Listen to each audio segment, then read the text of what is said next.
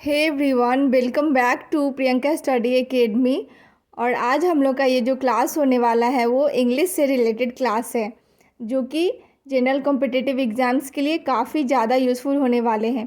और आज की क्लास में हम लोग आइडियम्स एंड फ्रेजेस से रिलेटेड ही टॉपिक पढ़ेंगे, जो कि आगे हैं।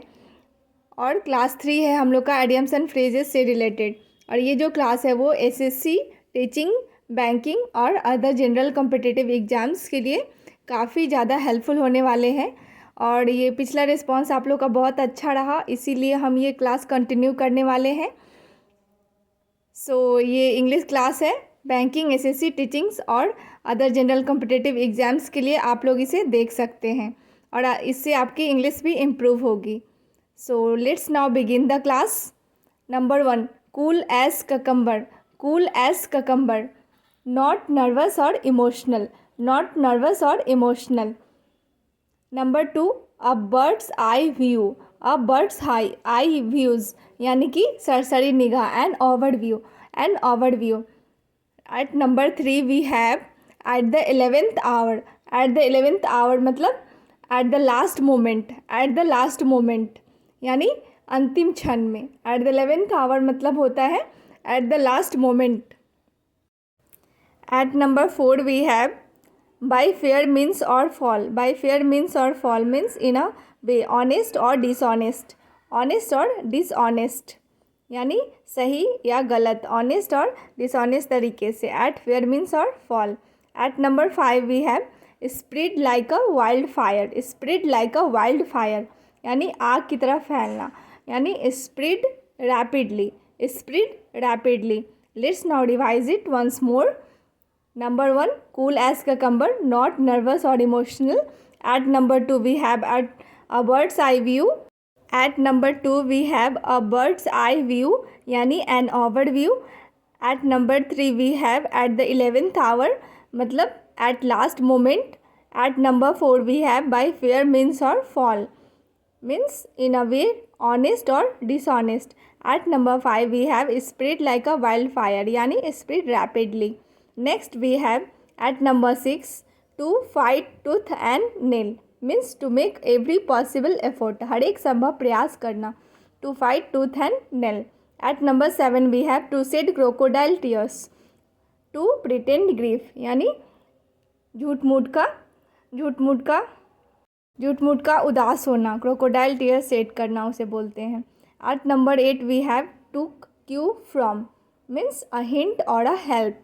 कोई भी काम में अगर हम किसी की हेल्प लेते हैं तो उसे बोलते हैं आइडियम्स एंड फ्रेजेस के फॉर्म में टू टुक क्यू फ्रॉम यानी hint or a help. At number 9 we have a snake in the grass. A snake in the grass means secret enemy.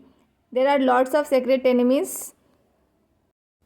so we have to, so God saves from secret enemy. Snake in the grass means a secret enemy. At number 10 we have to put up with means to adjust. to adjust किसी भी तरीके से उसके किसी के साथ भी adjust करना होता है तो उसे बोलते हैं to put up with, to adjust. और आई होप ये क्लास आप लोग के लिए यूज़फुल हो और आप लोग की मदद करे। Next we have by hook और by crook. By hook or by crook means by any means, right or wrong.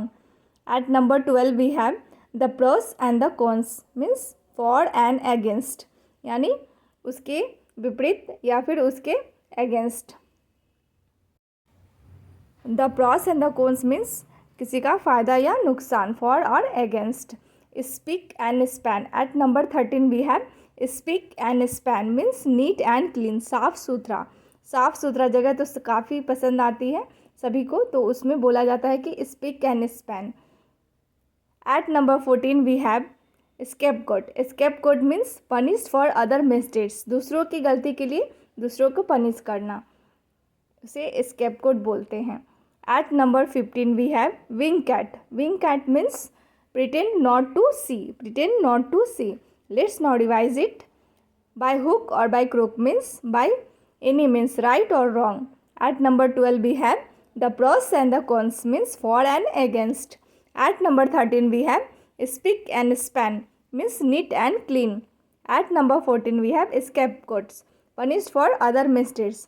At number 15 means wink at pretend not to see.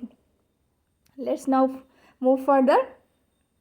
At number 16 we have to play fast and loose, means say one thing and do another thing. Lots of people do this type of mistake, that they play fast and loose with some people's opinion or emotions, and they say one thing and they do other thing. At number 17 we have to be all eyes, means watching closely और attentively, यानी किसी को एकदम पूरे close तरीके से, उसको attentive तरीके से देखना. At number 18 we have French leave.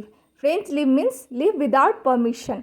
Without permission का जो कोई चले जाता है उसे बोलते हैं हम लोग French leave. At number 19 we have a swan song. A swan song means utterance और the statement made just before death और the retirement.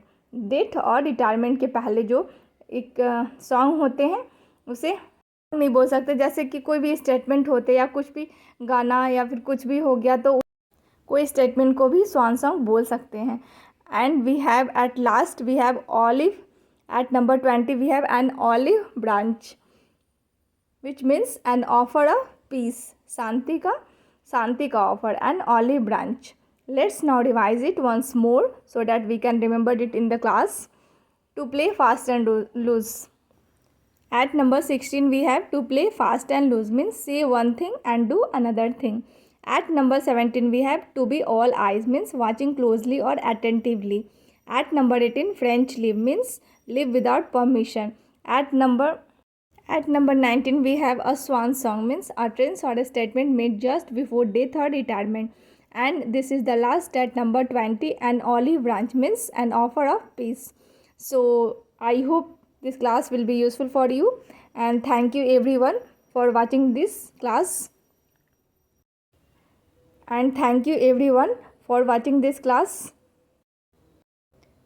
If you like this class, then do like, share and subscribe to this channel. Thanks everyone.